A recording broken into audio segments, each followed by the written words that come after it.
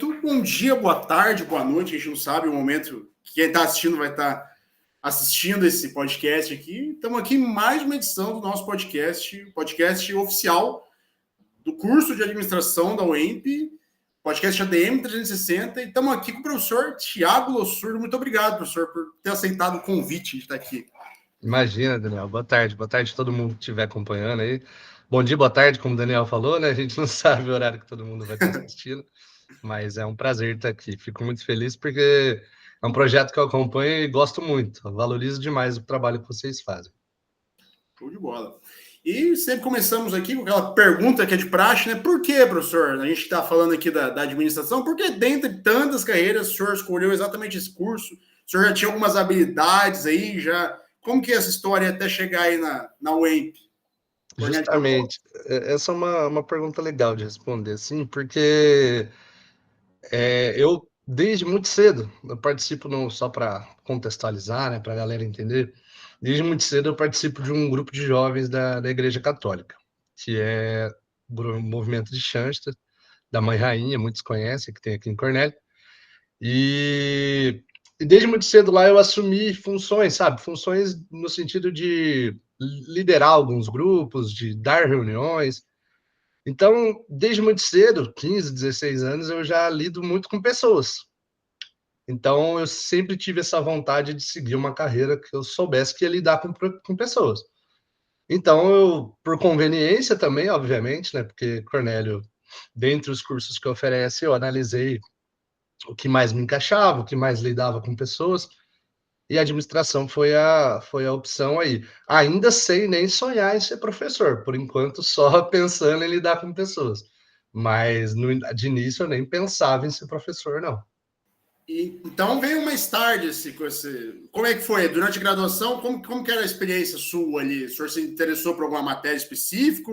Não se imaginava em especializar alguma coisa? Já se imaginava como foi essa trajetória aí durante o curso? Então, justamente foi durante o curso, né? Eu estava ali já no terceiro, quase para o quarto ano, então veio esse estalo para mim, porque durante a graduação eu fiz, né? Fiz estágio, trabalhei em algumas oportunidades, e pelo menos no estágio, nas funções que eu assumi durante a graduação, foi um pouco diferente do que eu imaginava. É óbvio, né? A gente ainda não é nem formado ainda, então a gente, às vezes, pode ser que eu queria muito já, né? E ainda não era a hora. Mas eu falei assim, poxa, eu quero uma experiência que eu tenha, que eu lide mais com pessoas, porque eu realmente gosto disso, sabe? Tem gente que abomina, né? Tem gente que quer fugir de lidar com pessoas. Eu, por mais que tenha muita dificuldade, né, a lidar com pessoas, a gente sabe das dificuldades que isso traz consigo, eu gosto muito. Então, ali para o terceiro, para o quarto ano, eu falei, meu, acho que eu quero fazer um mestrado, quero ver o que eu preciso fazer para ingressar no mestrado, porque eu quero ter essa oportunidade de dar aula, sentir como que é isso. Aí eu fui atrás de alguns professores, né? Tenho muita gratidão por eles, inclusive, né? O professor Rogério, que dá aula de estatística para vocês, se eu não me engano, até hoje ele foi um dos que mais me ajudou. O professor Sérgio, que foi o meu orientador, infelizmente já faleceu, né? Já nos deixou, mas ele também foi um grande apoiador meu. Então, assim, esses foram os principais, né, apoiadores, principalmente nesse início, assim, para que eu pudesse ingressar no mestrado logo após a graduação. E eu consegui isso, que era uma coisa que eu nem imaginava, né? Show. Mas assim, o senhor sabia, para fazer um mestrado, imagina se, não sei, se eu estiver errado, você pode até me corrigir, né? Precisa ter uma área de enfoque, assim, o senhor sabia para que caminho seguir? Já tinha alguma coisa em mente? Ou não precisa ser assim? É algo mais geral? Como que funciona essa escolha? Então, isso vai depender do mestrado, né, Daniel? A maioria dos mestrados oferecem ali um enfoque, como você colocou. Às vezes ali eles têm 2 até 3 linhas de pesquisa, aí você vai observar qual que você se encaixa mais, né? E aí eu pesquisei, né? Fui atrás, obviamente, dos mais próximos, né? Para entender o que cada um podia ofertar. E aí eu fui entender o que cada um oferecia. E aí eu me interessei muito pelo da UEL, né? Que é onde eu acabei fazendo, que é com um enfoque mais em sustentabilidade. Inclusive, eu dou aula hoje na UEMP de sustentabilidade, né? Para mim é um sonho, não só dar aula na UEMP, né? É legal eu tocar nesse ponto, porque assim, sou cria da UEMP, né? Então, para mim é um sonho de vida mesmo estar lá hoje como professor e poder voltar, né, como professor lá. Mas quando eu fiz essa escolha, a sustentabilidade era algo que me interessava muito. Então, quando eu pude fazer o mestrado nessa área, eu não pensei duas vezes, né? Eu vi mesmo, né? Que eu fuço, os pessoal quando vem aqui, né? Eu fuço a trajetória deles. Eu vi que já o seu TCC foi sobre isso, né? Foi sobre umas normas e tal. O senhor já conhecia, já tinha conhecimento daquilo? Foi aprendendo na prática? Como é que foi? Fuçou mesmo, essa você até me pegou de surpresa.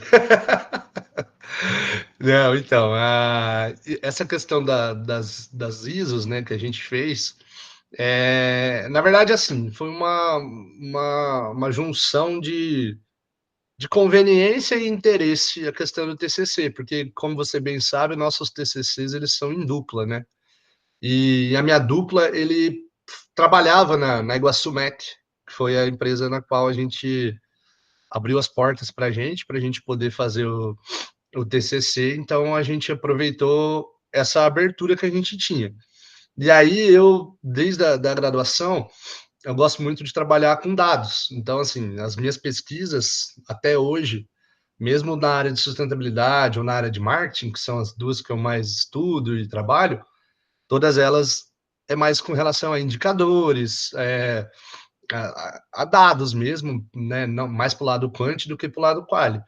Então a gente conciliou essa questão e como esse meu colega que fez o TCC comigo lidava diretamente com esses indicadores, né, de normas ISO e tudo mais, a gente partiu para esse lado, né? A gente trabalhou ali com as ISOs que eles tinham em funcionamento lá na época, né, que era a ISO 9001 e a 14001, e também tinha a OSHA 18001, né? Então a gente trabalhou principalmente com essas três. Excelente. Caramba, então foi um achado bom, né? Pra saber, ter uma empresa do porte, né? Que ele trabalhava, ele deve ter sido legal, bem proveitoso, assim, né? Eu não sei, Ah, sim. foi mesmo? Sim, porque isso do TCC, né, Daniel? Você ainda vai passar por isso.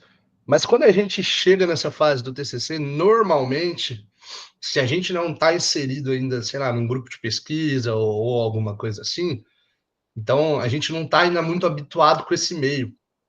Então, assim, às vezes um ano, que é o tempo que a gente destina ali para o TCC, pelo menos na minha época, praticamente era só um ano. Hoje, felizmente, no terceiro ano, a gente já vem fazendo um esforço maior para que no quarto ano o trabalho seja um pouco mais tranquilo, né? Mas na minha época ainda não era assim. Então, assim, um ano, para quando você não está habituado a fazer pesquisa, às vezes é pouco para você, pô, vou fuçar em tudo que eu gosto, tentar achar aqui a melhor opção. Às vezes você não tem esse tempo, né? Então, realmente, foi algo positivo para nós essa abertura de portas deles. A gente aproveitou, né? Era uma grande empresa do nosso município, né? E ele já trabalhava lá, então foi fácil para nós ter essa abertura. Legal demais. Mas antes de dar para você, porque o senhor falou um tópico que eu ia levantar, assim, né? Que sobre. Eu pensando aqui, né, nos convidados que já passaram aqui, né? O senhor, de fato, é o primeiro, pelo menos o professor, né? Já passaram alunos aqui que vieram, cursaram a graduação do UEM, mas professor, o senhor é o primeiro. Então, o senhor falou mais ou menos como é que é assim, mas eu imagino que deve ser um outro ponto de vista, né? Totalmente diferente, né? Eu acho que não tem. Eu imagino que não tenha nada a ver você estar lá na UEM como aluno e voltar como professor, né? É outro jogo, né? É assim mesmo, como é que é? É bem diferente, né? Como você falou, né? Assim, além de eu ter sido aluno lá, eu fui aluno recente lá, né? Então, porque eu me formei, né, em 2016, 17 ali, por conta de greves, acabei ali me formando em 2017, início de 2017. Então, se a gente parar para pensar, são 8 anos só. Então, mais de metade dos professores que vocês têm foram meus professores também. Então, essa sensação de voltar ali como professor é muito gratificante. Pelo menos para mim foi muito gratificante, porque a minha relação com a UEMP é de total gratidão, sabe? Então, eu sou formado lá dentro, devo muito ao UEMP e hoje posso atuar lá como docente. Então, assim, para mim é realmente muita gratidão pela UEMP, minha história de vida, assim, tem muita relação com a UEMP. Então, como eu falei para você, é um sonho para mim estar lá. Agradeço todos os dias por ter conseguido esse sonho. Batalho muito para que eu permaneça lá. E espero um dia ser efetivo lá ainda, né? Não sou, né? Ainda não sou nem doutor, então não posso ser efetivo ainda, mas batalho para que isso um dia aconteça, porque, como eu te disse, a minha relação é de muita gratidão à instituição. Não, eu fico imaginando, deve ser uma experiência bem legal. E foi a primeira vez que o senhor pisou numa sala de aula? O senhor já teve outra experiência dando aula de outras coisas, assim? Como é que foi essa questão da docência aí? Então, esse é outro ponto, né? Porque eu não, ao sair da graduação, né, eu não fui. Eu entrei na UEMP tem cerca de 3 anos, né? Eu já tô com 30 anos, então tem um leque aí de 6 anos, que nesses 6 anos eu tive a oportunidade de 2 anos trabalhar como professor num programa da UEMP, né? Que era, não existe mais esse programa, né? Que era o Bom Negócio Paraná, né? Não sei se você já ouviu falar, mas esse programa era um programa que tinha ali, que ele era alocado na UEMP, né? Do governo do Paraná, mas ficava ali alocado na UEMP. E aí a gente tinha 3 bolsistas graduados. Então, inclusive eu trabalhei com o professor Luiz Guilherme, né? Que também é professor lá com a gente hoje, nesse programa. Então, a gente foi, antes da docência efetiva, né, como professor universitário, a gente teve essa oportunidade de trabalhar nesse programa. E assim, não sei como que foi para o Gui, né, mas para mim foi como um teste, sabe? Para saber se eu queria realmente fazer o mestrado, para saber se eu queria manter isso para minha vida. Então, para mim, além de ter sido muito bom como experiência e tudo mais, foi como uma confirmação de que, poxa, eu gosto muito disso e eu devo sim fazer mestrado, devo seguir na carreira acadêmica, porque o que eu quero fazer é estar dentro de sala de aula. Então, para mim, foi muito importante nesse sentido de confirmar se era aquilo que eu queria para minha vida. Eu tive a oportunidade de trabalhar no Bom Negócio, eu era muito novo, né? Eu tinha 21, 22 anos. E aí até um caso interessante para contar, porque a gente lá no Bom Negócio, quando eu entrei, pelo menos, né? A ideia do Bom Negócio era fornecer microcursos, né? Cursos de 15 dias de duração. E como a gente era em 3 professores, cada professor dava 5 dias de aula. E aí eu era para salas, a ideia é que fosse para salas pequenas, né? 10, 15 alunos. Esses alunos seriam microempreendedores ou futuros empreendedores, era nesse sentido. Só que quando eu ingressei, estava tendo pouca adesão. E aí uma das ideias que o pessoal teve foi oferecer para os alunos da UEMP, de administração da época, porque poderia contar como ACC para eles, né, como atividade extracurricular para eles. E aí a gente decidiu ofertar, então, os alunos. E aí a gente teve 100 alunos na primeira turma que a gente ofereceu. Então, assim, a primeira turma que eu dei aula tinha 100 alunos e eram todos universitários. Depois, a primeira vez que eu pisei numa sala de aula foi lá no PDE. Então, foi uma prova de fogo daquelas mesmo. Mas, graças a Deus, deu tudo certo. E por isso que eu digo, né? Foi uma confirmação muito boa de que eu queria aquilo para minha vida, né? Porque era 8 ou 80, né? Ou ia dar muito certo, ou eu nunca mais ia querer pisar na sala de aula. E eram 100 alunos, não, o senhor falou aí que era no PDA, então eram 100 alunos no mesmo ambiente. Achei que era. No mesmo ambiente. Caramba. Cenas Um no mesmo outro ambiente. esquema, né? Já totalmente E diferente do que o senhor faz hoje, né? Imagino, né? totalmente diferente. Assim, por mais que fossem só 5 dias, né? Poxa, era uma prova de fogo mesmo.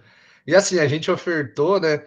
Porque a gente não tinha como ofertar durante o horário comercial. Porque você sabe, a maioria dos nossos alunos ali na UEMP, eles trabalham, né, no horário comercial. E aí, se a gente ofertasse durante a noite, Também não daria, porque teria que abrir mão das aulas, do calendário acadêmico, isso era impossível da gente fazer. Se a gente fosse ofertar aos fins de semana, seriam 15 finais de semana, também não seria algo muito viável para fazer. Aí surgiu a ideia de a gente fazer nas férias de julho. Vamos ofertar nas férias. Mas será que vai ter adesão? Será que vai ter adesão? A resposta aí teve quase 100 alunos de dentro nas férias, viu? E eles foram lá. Acho que eles estavam precisando muito de ACC, mas foram. Interessante. Eu não imaginava que era nas férias. Então, 100 alunos nas férias, olha só. Nas férias. E qual é a temática? Qual que era a temática? Era empreendedorismo? Como que era o tema? O curso, a temática central era empreendedorismo, né? Porque era para microempresários, como a gente falou, né? Para microempreendedor, mas ele passava por diversos temas. Então, ele pincelava ali um pouco de finanças, um pouco de empreendedorismo era a parte central, mas pincelava um pouco de finanças, de marketing, de gestão ali no geral, mas tudo como empreendedorismo como centro ali. Entendi. Você ficou. Não, você falou um pouco sobre todas as áreas, assim. Ou não? Não cheguei a dar todas as áreas, não. Finanças eu não cheguei a trabalhar. Eu fiquei ali mais com a área do empreendedorismo mesmo durante esse período que eu fiquei lá. Beleza. Então, fazendo a linha do tempo aí, o mestrado veio seguidinho, né? E o mestrado eu achei interessante, porque eu não faço ideia que é um conjunto fuzzy. O que é um conjunto fuzzy, professor? Como é que chegou nisso aí? Isso aí é uma das. Isso é interessante, né? Porque às vezes no mestrado, doutorado, a gente tem que abrir um pouco mão das nossas vaidades e seguir um pouco do que o seu orientador te orienta, do que o seu orientador quer, né? A lógica fuzzy, confesso para você também que eu nunca tinha ouvido nem falar antes de entrar no mestrado. Então, por isso que eu digo que às vezes a gente tem que se adequar. Mas felizmente é uma, é uma área que eu gostei de trabalhar, assim. A lógica fuzzy, Daniel, assim, de forma bem simplória, só para a gente entender, a gente tem o conjunto dos números naturais, né, normais que a gente conhece. E, enfim, a lógica fuzzy, ela trabalha como se dentro desses números naturais a gente tivesse um intervalo. Então, por exemplo, para que o pessoal entenda mais facilmente, vamos dizer que eu trabalho, que a gente faça uma pesquisa, a gente desenvolve uma pesquisa, eu e você juntos, e a gente peça para o pessoal votar de 1 a 10 ali, né, com relação a alguma coisa, né? Então, assim, uma pergunta besta aqui que a gente poderia colocar hipoteticamente, né? O quão feliz te deixou vendo esse vídeo, vamos supor. E aí você votou nota 8 e eu votei nota 8. Só que, às vezes, o seu 8 tem um significado e às vezes o meu 8 tem um outro significado. Às vezes, para o meu 8 virar 9 é muito mais fácil e para o seu 8 virar 9 é muito mais difícil, porque você leva outras questões como padrão ali para que isso aconteça. Então, a lógica fuzzy, ela tenta trazer um pouco da questão qualitativa para uma pesquisa quantitativa. Então, ela considera que dentro de uma escala, né, vamos colocar assim, existem essas variações. Então, assim, de uma forma bem simplória, é isso.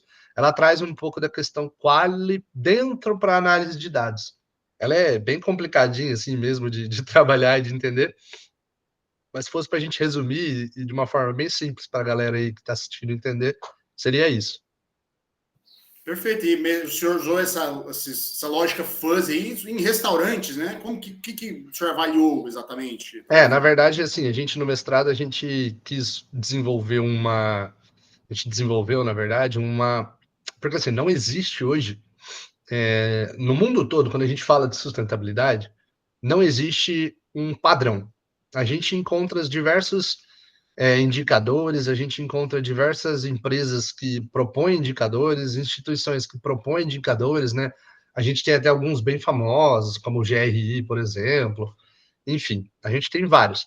Só que assim, não há um consenso, não há um padrão. Então, o que a gente propôs seria uma escala, uma ferramenta, né, métrica, para que as empresas, restaurantes, no caso foi o que a gente escolheu, que restaurantes conseguissem estabelecer ali um seu nível de sustentabilidade.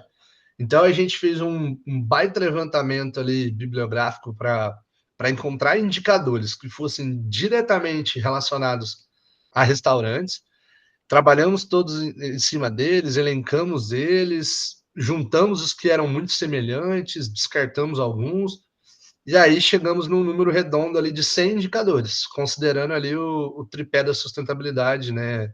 Ambiental, social e econômico, governança corporativa, que hoje ainda já é mais famoso que o tripé tradicional. Então, considerando esses 3 âmbitos, a gente estabeleceu ali o total de 100 indicadores.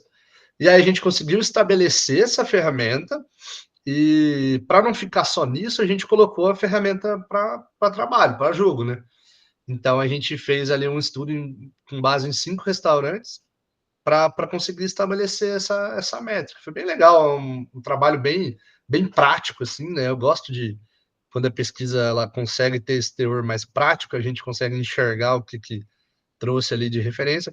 E é interessante, porque daí a própria empresa ela consegue enxergar, após fazer essa avaliação, no que ela pode melhorar, caso ela queira, né, partir para uma busca por ser mais sustentável, nessas questões assim que envolvem a sustentabilidade, ela sabe onde ela deve começar a trabalhar mais. Então, assim, ela tem um panorama geral, né, seguindo esses 3 âmbitos de social, ambiental e econômico, e ela pode enxergar através disso qual dos 3 está mais defasado hoje, qual dos 3 tem mais destaque, e assim começar a trabalhar em cima disso. Legal. Essas. É que, assim, é que não sei se está relacionado, né? Eu também não lembro certinho, né? Mas eu lembro que, pelo menos na engenharia civil, que é onde eu fazia, né, tinha os selos. Não sei se tem selos, está relacionado a isso. Não sei se tem relação. Então não existem muitos parâmetros, o senhor falou, não entendi muito bem. Como que esses selos são avaliados, assim, essas certificações, assim, sabe? Então, existem vários, na verdade. Não é que não existem, existem diversos, né? A ISO, por exemplo, que a gente trabalhou na dissertação, no TCC, é uma opção, por exemplo. O que não existe é um consenso. Então, por exemplo, para medir sustentabilidade, existe um consenso, uma métrica única, que une todas as questões e que você pode, né, como vamos pensar a gente como lado de investidor, por exemplo. Eu sou investidor e aí eu posso ir lá e confiar 100% porque aquela empresa ela segue as métricas que são os padrões universais referente àquilo. Isso não existe, certo? Então, assim, a gente encontra métricas assim que são universais em diversos âmbitos, mas na sustentabilidade não existe. Na sustentabilidade, o que existe, na verdade, são, como a gente falou, diversas opções. E aí, para quem é investidor e chega lá, mas você não tem uma certificação ISO, por exemplo, né? Vamos supor que para esse investidor ele tenha como referência a ISO e ele confie na ISO. Aí ele fala, mas você não tem ISO. Eu não tenho a ISO, mas eu tenho outras 3 certificações. Só que esse cara nem conhece essas 3 certificações. Isso é um problema que a gente acaba enfrentando por ter tantas opções, né? Mas você tinha perguntado se não existe, né? Existem várias. Mas no caso, para restaurante, não havia uma que contemplasse todos esses âmbitos, né? Então a gente veio com essa oferta de sugerir essa ferramenta que englobasse todas elas. Beleza. Certo.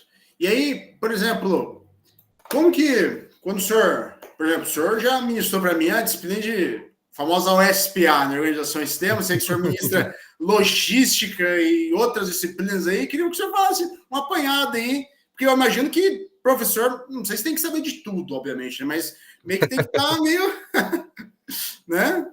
Não, a gente tem que estar antenado com tudo, né? Isso. Mas dizer que a gente sabe de tudo, pô, é Uhum. hipocrisia total se eu falar isso Sim. para você, né? Mas assim, a gente faz o possível para saber um pouquinho de cada coisa ali, né?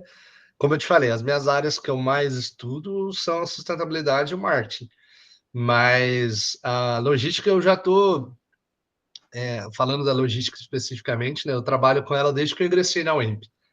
E eu tive essa disciplina quando eu fiz a graduação, e eu tive a oportunidade do meu estágio, quando eu ainda estava na graduação, ser na área de logística. Então, eu fiz estágio na logística da Iguaçu.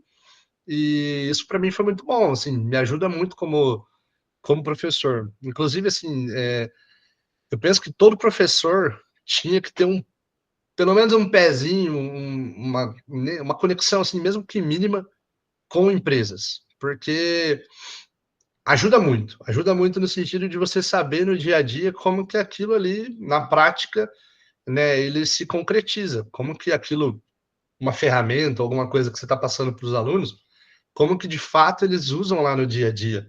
Se é que usam realmente, porque às vezes a gente, né, idealiza uma coisa porque está nos livros, está na literatura, e será que realmente é algo que está sendo praticado hoje? Será que não tem algo mais moderno? Então, a logística eu não tive esse problema, não. E, bom, dou sustentabilidade também, né? E aí eu já tenho mais um pouquinho de mais propriedade para falar, né? De estudo nesse sentido. E o ESPA, infelizmente, eu dei muito pouco para você, né? Foi muito rápido ali o período, né? Eu trabalhei ela no passado e para vocês acho que foi ali quase um mês ou nem isso, né? Mas é uma disciplina que eu gosto demais, viu? Gosto muito que trata de OSPA, dessa parte de organização e de processos, principalmente. Eu vejo que processos é uma parte cada vez mais fundamental para as empresas de hoje em dia, sabe? Então, talvez por isso meu interesse, assim, de estudar um pouco mais nessa área. Então, eu acabo gostando muito bastante dessa parte também. Mas tinha alguma coisa específica que você queira perguntar das disciplinas? Porque eu acabei respondendo bem geralzão aqui. Não, eu queria saber o que, que é, né? Sustentabilidade, o senhor falou mais ou menos por si, já deu um preâmbulo aí do que é. Logística, o que é uma logística? A gente fala, por questões logísticas eu não vou fazer isso. Que é um migué, né? Eu não vou isso porque a logística não me favorece. O que é logística? O senhor fala brevemente só para a gente saber do que se trata. Tá, não, logística sim, eu acho que muita gente assimila a logística ao transporte, né?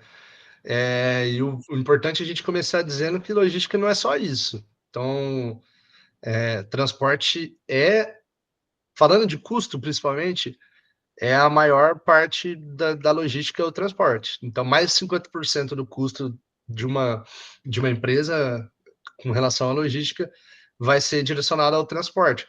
Só que aí dentro disso a gente tem muito mais coisa ali que envolve, né? Então, a própria questão da armazenagem, né, e a gestão dela é fundamental e também envolve um bom custo aí, né? Mas assim, de uma forma bem, porque eu dou aula de logística e de gestão da cadeia de suprimentos. São duas coisas, hoje são duas disciplinas diferentes, mas no passado elas já foram integradas. Eu achava que era a mesma coisa, então são coisas diferentes, então. São Está coisas diferentes. relacionado, imagina, né? Sim, tem muita relação, mas são coisas diferentes, né? A logística, sim, colocando também de uma forma bem simples, vamos pensar que a logística ela trabalha desde que, vamos imaginar uma coisa bem prática aqui que acontece muito hoje em dia, né? O Daniel e todo mundo aí tá na sua casa e abriu ali a Shopee, que é uma dessas grandes varejistas hoje que a gente acaba comprando online. Então você vai lá, você escolhe ali o seu produto na Shopee e faz o pedido. Para você é rapidão, né? Você faz ali em 2, 3, 4 cliques, você tá com o pedido pronto, já pagou ali no banco via Pix e tá esperando chegar na sua casa. Para a empresa lá, a logística começa a partir desse momento. Começa a partir do pedido do cliente. Então, chegou o pedido, vamos dizer que o processo logístico vai começar agora. Então, ela tem o pedido, ela vai para o seu estoque, vai parte da gestão da armazenagem agora, então, vai entrar em ação, vai separar esse pedido, vai selecionar, vai organizar ele, vai embalar, vai fazer tudo o que precisa fazer ali, até que possa fazer o despacho e o transporte até a casa do cliente. Vamos dizer que isso é um processo logístico básico ali. Quando eu falo de gestão da cadeia de suprimentos, eu estou falando de tudo que é relacionado à logística só que de maneira integrada. Então, vamos dizer assim, que esse meio aí que a gente falou, que vai desde a da colocação do pedido pelo cliente até que o produto seja entregue na casa dele, além disso, a gente tem muito mais coisas, né, por trás disso. Então, por exemplo, a logística eu vou ficar concentrado só nisso. Agora, quando eu penso além, então, por exemplo, é, dentro do fornecedor, do cara que vai fazer o transporte para mim, porque às vezes eu terceirizo isso. Aí eu sou uma empresa que, vamos misturar as coisas um pouco aqui agora, né? A gente estava falando de sustentabilidade agora há pouco, né? Então vamos dizer que eu sou uma empresa que está prezando muito por sustentabilidade, que eu tenho esse interesse de ser sustentável, de ser vista como uma empresa sustentável. E aí, será que o cara que eu estou contratando para fazer a entrega para mim, ele preza por isso? Né? Então, envolve um pouco nesse sentido também, porque integrar tudo em uma cadeia muito maior do que simplesmente pedido, armazenagem e entrega. Isso vai muito além. Então, assim, às vezes se é uma indústria, você produz certo tipo de alimento, certo tipo de produto, mas você não é o cara que faz a matéria-prima. Agora, quando eu estou falando de gestão da cadeia de suprimentos, eu me importo até com a empresa que eu escolho para fazer a gestão da matéria-prima que vai chegar até a mim lá no futuro. Então, eu penso até nisso, até no início da ponta do meu processo logístico, até no final. E hoje em dia, até no processo reverso, né? Que a gente tem a logística reversa e acaba integrando também todo esse sistema da gestão da cadeia de suprimentos. Que daí é a volta dos que não foram, né?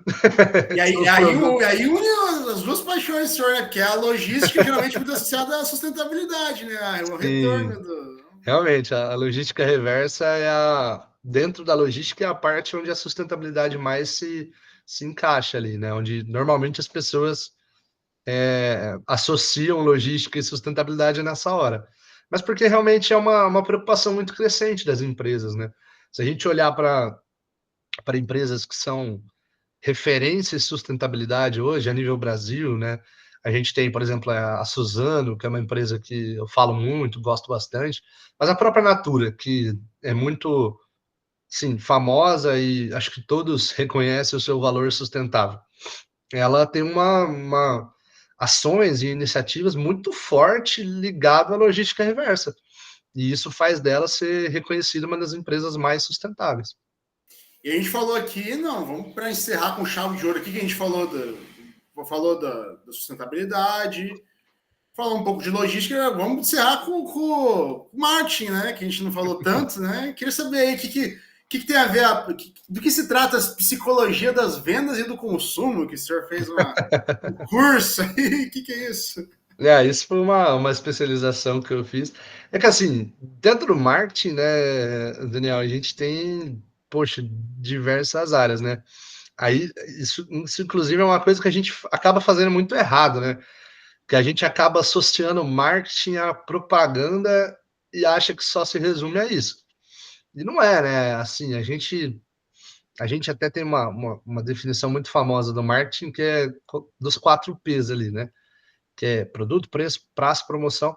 E mesmo com esses 4 P's, o marketing não é só isso, né? Ele vai muito mais além disso. E normalmente a gente resume o marketing só em um dos P's, que seria o P da promoção ali, né? Envolve a propaganda e tudo mais. E não é só isso, né? E aí, dentro de todo o acervo que o marketing oferece para nós, a área que eu mais gosto de estudar e que eu mais pesquiso, dou mais atenção, até estou orientando bastante TCCs nesse ano com relação a isso, é no comportamento do consumidor. Então, até essa pós que eu fiz é direcionada a isso, né? E o comportamento do consumidor eu acho uma das áreas mais interessantes da gente estudar no marketing, de entender muitas vezes por que que você opta por uma marca e por que que eu opto por outra. Será que pela sua idade o que aquela marca faz, né? Ela te encanta, e o que é isso que te encanta? E eu, na minha idade, ou no meu, né, nas minhas crenças e valores, é a outra marca que me encanta. Então é nesse sentido que o comportamento do consumidor busca entender o porquê as pessoas compram ou deixam de comprar certo produto devido a inúmeras coisas, inúmeras possibilidades. Quando fala de marketing, né? Eu vi aqui também. Isso aqui é algo que a gente tem mais ou menos em comum, né? Que o senhor fez o MBA em marketing digital lá na UEL. E quando eu estudava lá na UEL, eu fazia parte da Liga de Marketing Digital lá. A gente fazia umas reuniões online lá e tal, treinamentos. E eu lembro que a gente viu, né, lá na Liga, inclusive, um negócio bem interessante, um funil, assim, né? Que não é só você colocar. Existem níveis, né? Imagino que o senhor saiba do que eu estou falando. Tipo assim, você anunciar na rua é para uma coisa. Você anunciar, colocar um negócio que clique aqui e adquira agora é outra coisa, né? E são para pessoas diferentes, né? Eu acho que isso eu achei fantástico. Isso já é algo mais do marketing digital, né? Tá. Mas tem razão no que tá dizendo. A gente tem o funil de vendas ali que a gente fala dentro do marketing digital, na qual as pessoas vão, os leads, né, que são as pessoas que vão demonstrando interesse ali na nossa empresa, no nosso, enfim, às vezes num produto específico, a gente tem essas camadas aí dentro do funil, né? Óbvio que como é um funil, né, a gente usa o termo funil justamente por isso, porque a boca do funil, que ela é mais larga, muito mais pessoa vai demonstrar interesse naquilo.